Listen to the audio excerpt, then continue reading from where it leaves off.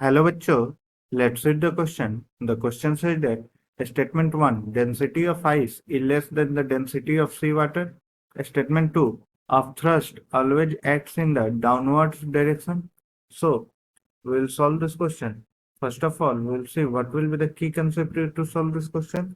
The key concept that will be used to solve this question will be density, that is equal to mass by volume. Now, we will see the molecules in ice molecules जो होते हैं वो arrange themselves in rigid tetrahedral structure. They arrange themselves in rigid tetrahedral structures. Ice molecules arrange themselves in rigid tetrahedral structure, जो कि एक cage like structure होता है, cage like structure.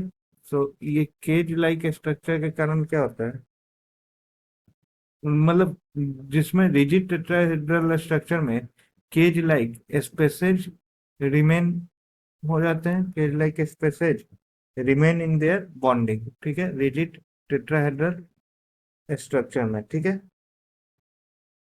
तो ये एक्स्ट्रा स्पेस रह जाते हैं, ठीक है।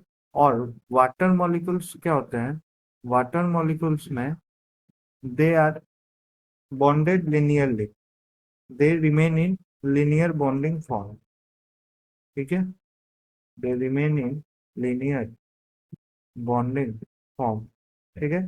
तो इसलिए जो आइस मॉलिक्यूल्स का वॉल्यूम होता है that is greater than that of water molecules. तो आइस मॉलिक्यूल्स का जो वॉल्यूम जब इंक्रीज होता है, वॉल्यूम अगर इंक्रीज होगा तो डेंसिटी डिक्रीज करेगा।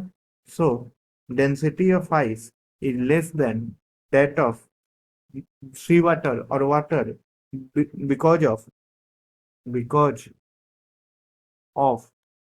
Open porous structure, open porous structure of ice, ठीक है। Open porous structure of ice के कारण density of ice is less than density of sea water.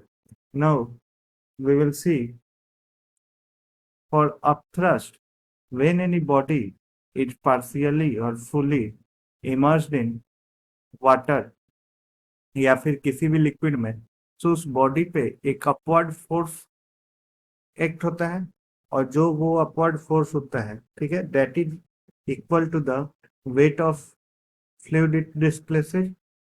सो जो अपवर्ड फोर्स होता है that is equal to weight of fluid it displaces. और इसी ये जो फोर्स होता है इसी को फोर्स ऑफ बायंसी बोलते हैं, ठीक है। और ये अपवर्ड फोर्स होता है। So thrust always acts in the upward direction, not downward direction. So ये स्टेटमेंट 2 गलत होगा और स्टेटमेंट 1 करेक्ट होगा। So we will have statement 1 is correct and statement 2 is incorrect, which is option C. So the correct option will be option C. Hope you all understood it well. Best of luck.